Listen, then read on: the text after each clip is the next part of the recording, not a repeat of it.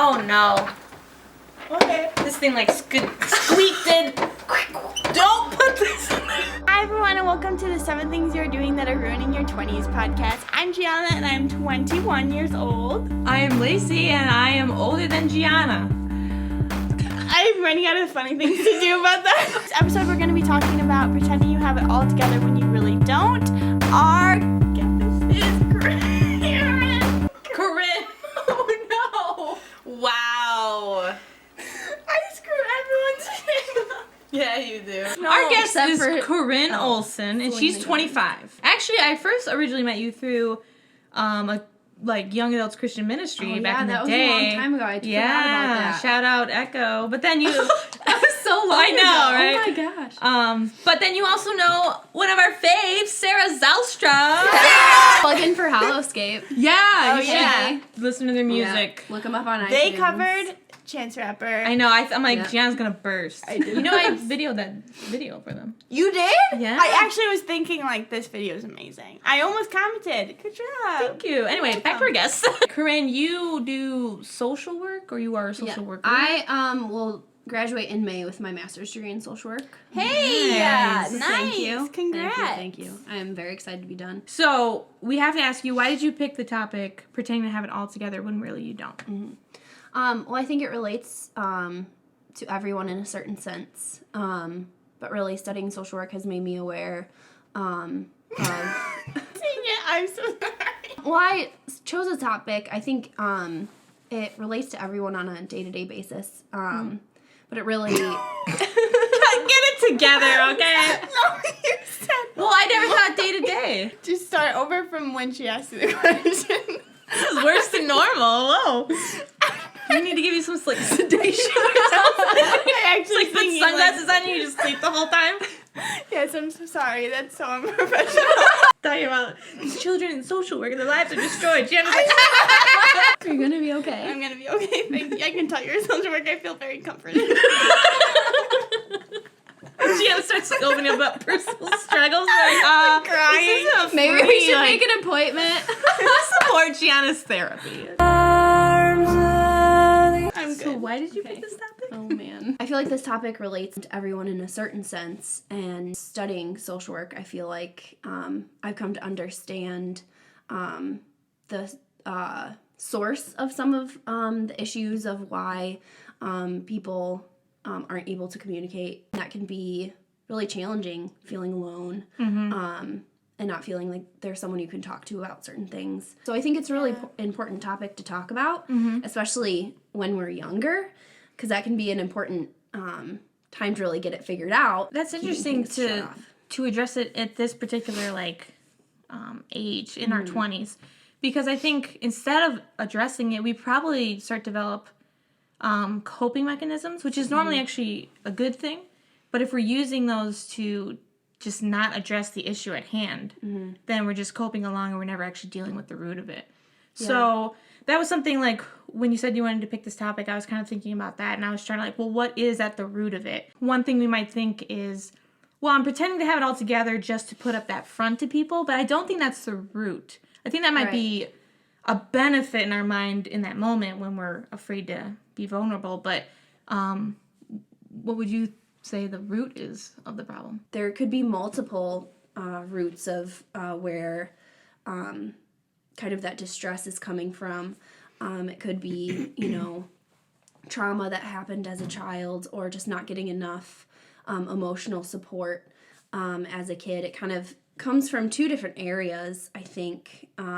Either not getting enough support from your family, parents, or your parents actively seeking out kind of negativity. Males and females kind of deal with that differently.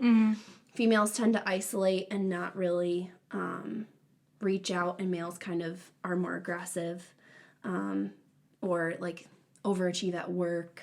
Put their focus on something completely different. Exactly. So there can be kind of different ways that is seen.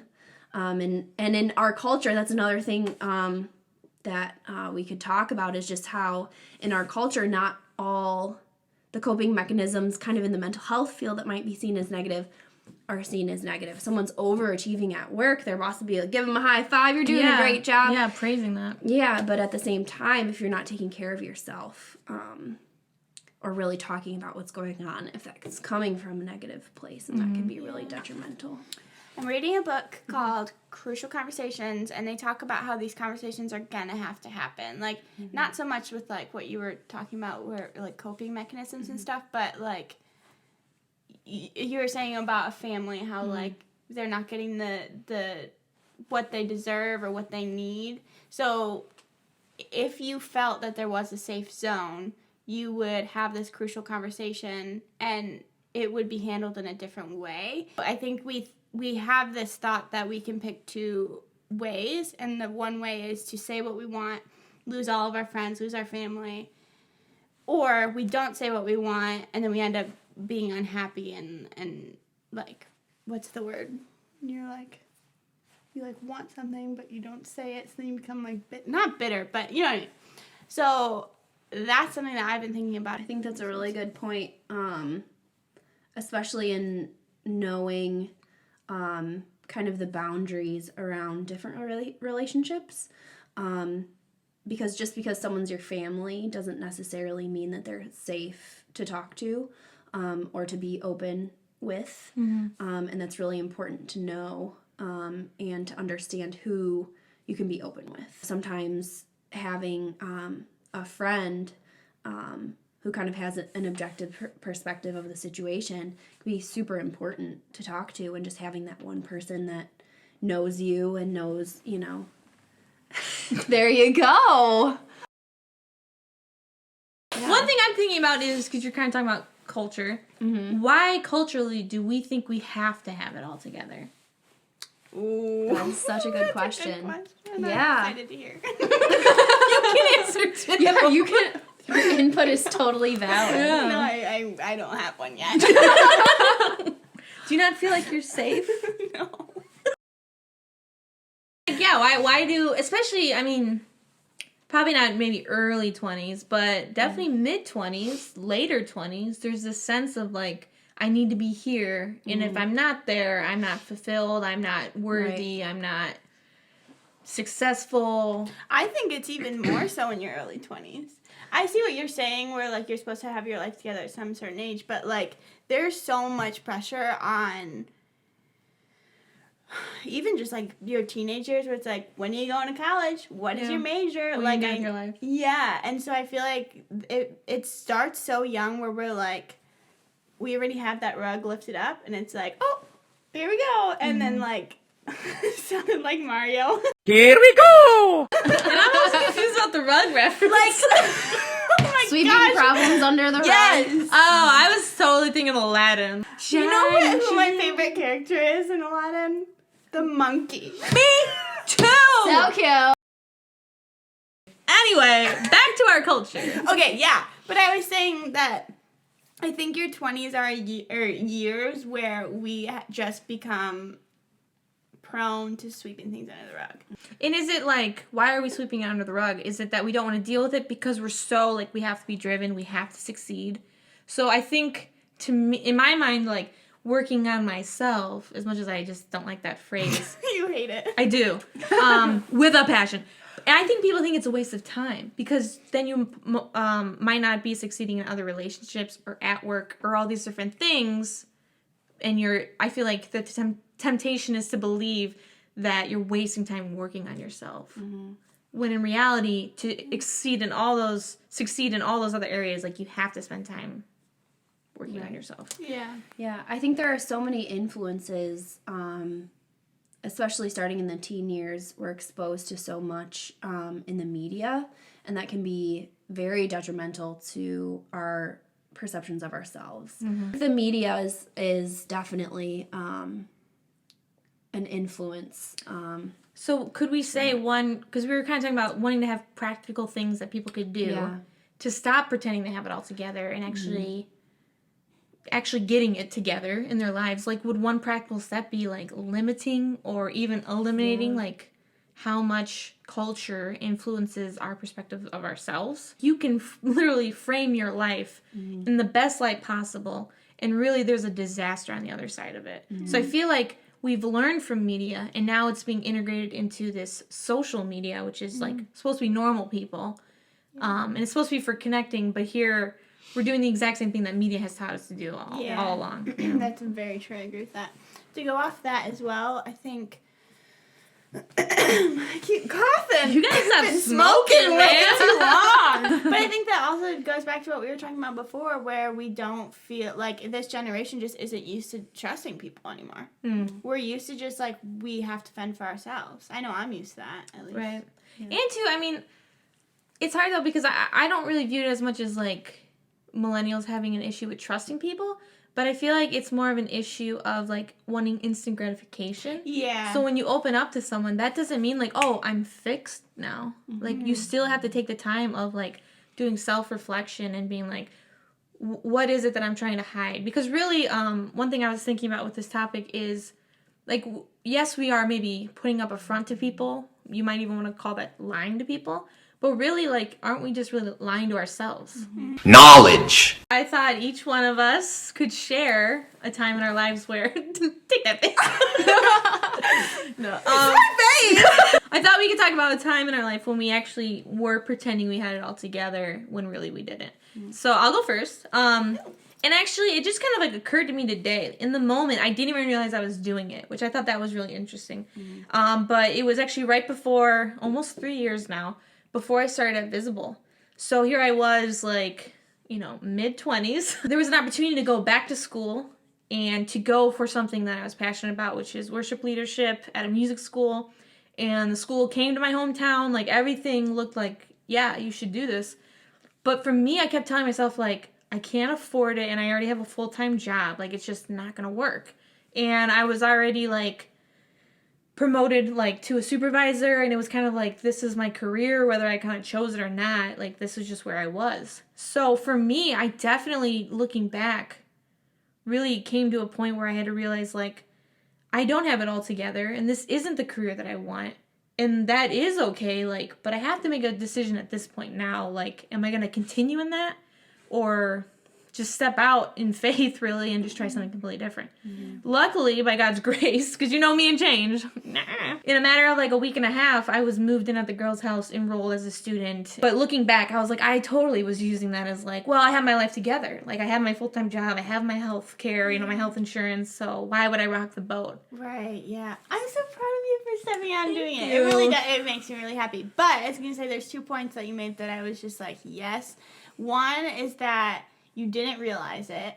I think that's in the moment, in the moment, which is huge. It was logical. Yeah. Like, I mean, it was the logical thing is to keep working and just and that's, I think, what a lot of 20-year-olds struggle with is like, but that doesn't make sense. I think they just get so caught up in that. And yes, I something you've taught me is things have to make somewhat of sense. Right. But I think that for the majority of the world, they are so used to, this doesn't make sense, it's not going to work, which we kind of have to get out of that mindset. But the second thing was that you acknowledged it, and instead of staying in that fear, you turned the other direction, which is what we were talking about in last week's podcast, which for a lot of 20-year-olds, what they do is, oh, shoot, I've gone in the wrong direction, what do I do? And then it's, I'm just going to keep going. And instead what you did was you're like, no, I'm going to go. And now I feel like you're way more successful. You're so much happier. You have all these different networking opportunities. We literally are talking to you because of it. Like, right. Because if I hadn't reconnected with Sarah, I wouldn't have been like, oh, yeah, I know Corinne. Right. You know? Like, exactly. It's funny, though, you mentioned, like, oh, you're more successful because I appreciate you saying that. But I actually feel like in the world's view... It's going to sound super depressing. I'm actually less successful right now because I've stepped down from my supervisor position, and now I am just working a part-time job, and now I'm going to school more. But I was literally driving the other day, and I have this thought all the time because I'm the type of person where I want to be like, I always struggle with feeling I'm not in God's will, or I'm not doing what I'm supposed to do, or I'm behind the 8 ball or whatever. And for these last, like, 6 semesters now, these last 3 years at this school, I have never felt more in God's will than I have right now. And here I am, less successful in the world's eyes. I have a little less money because I'm paying for school. But I'm, like, more happy, more challenged. I'm becoming more who I was meant to be than I would if I would have just kind of like kept working this part-time job. And so You are speaking into my life right now. I'm like really enjoying this. No, seriously, these are all the thoughts I've been having. But when I said more successful, like that's why I like kind of, I don't know if you noticed, I reverted and said happier because I think it goes back to the pretending you have it all together. That's why we do that. It comes back to like what is success. Yeah. And I think that this year I've really learned that for me, success is being happy. And so, like, I'm still kind of defining what that looks like and, like, learning. But I just really, I liked what you said. Corinne, do you have a moment where you kind of was like pretending to have it all together when really you didn't? Could it ever be? Well, I'll just share a little bit. I don't know if any of the viewers are married. There's a lot that goes into being in a marriage. So for me, before I started dating my husband, I had taken about 2 years off of dating. And I just really kind of found who I was as an individual. Was very independent. I was working full time, saving up for school, and had started going back to school. And was able kind of to start paying my way through school, and felt really good to be able to provide for myself financially. And there were just a lot of things that I was doing for myself that I hadn't really done before. So entering into a relationship with somebody else, where you're doing everything together, was kind of difficult for me. Even though I wanted to do it, it was, my choice, and we had decided to do this together. Just kind of, you give part of yourself to that person. So being honest and open about how I felt about things, and making decisions together, even if I wasn't happy with how something was going, sometimes I wouldn't say anything, because I felt like in order to make this marriage how it was supposed to be, you think in the first year, however long, there's like, oh, you're in the honeymoon phase, everything's gonna be great.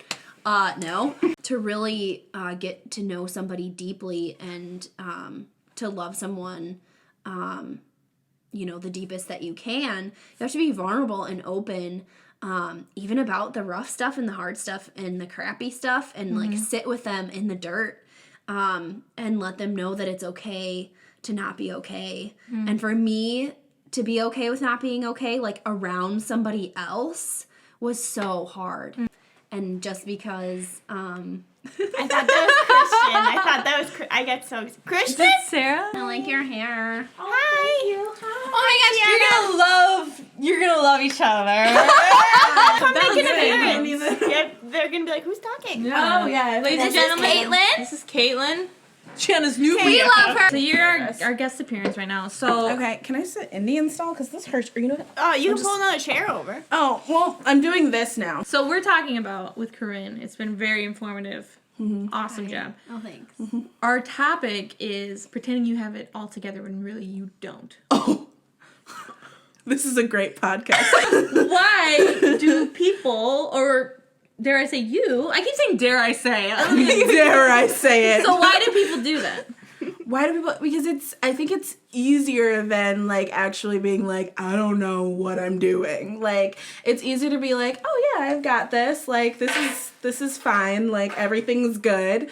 And then inside you're like, We're gonna exit our audience member. Bye. Thank you for coming. Yay. So we were just sharing moments of when we pretend that we have it all together when really we don't. Yes. You don't have to share if you don't want to. I feel like I'm just been... Dang, audience member. I knew we shouldn't have served beer. I think I'm probably pretending to have it all together right now. Maybe. I think I am. Just kidding. We briefly touched on it in the last podcast, where it's like we had this goal, and I've always been like that. I've always had a goal and just like race towards it. And the closer I'm getting towards my goal, the less I'm realizing I really want it. And so it's kind of coming to this place where it's like, what am I supposed to do? And the scary part is, like, if you actually achieve it. Yeah, I mean, I feel like I'm at the place where if I continue, I will achieve it, and I'm not sure I want to.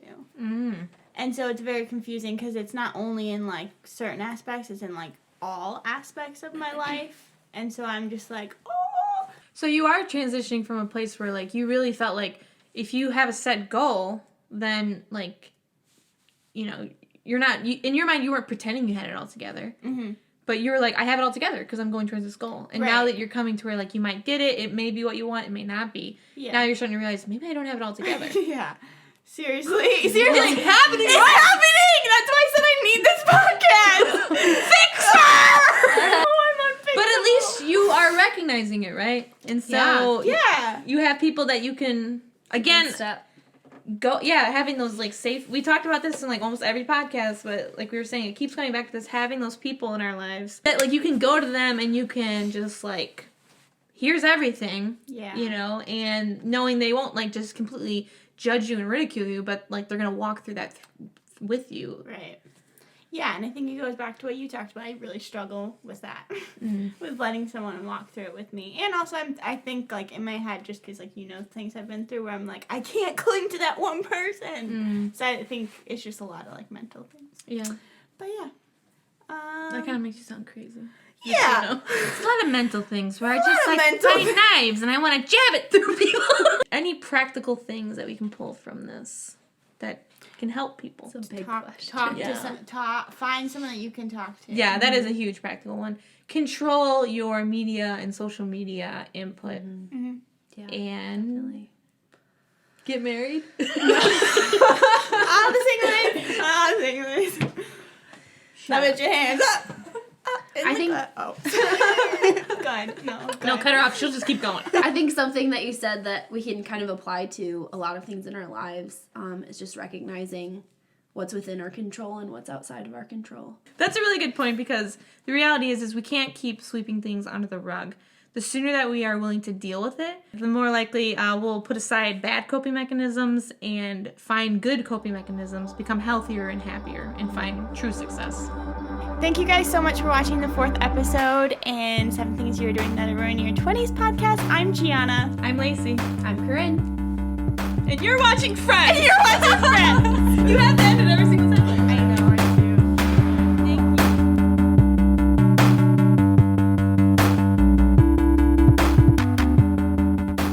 Oh man, yeah. Zoom in on my nostrils. Just specifically the nostrils? Is that like a fetish thing? So you're just talking about... Oh, you're not even paying attention? Never mind. Go ahead. Listening. Unfreaking believable! I bet you Jimmy Fallon's audience doesn't sit on their phones.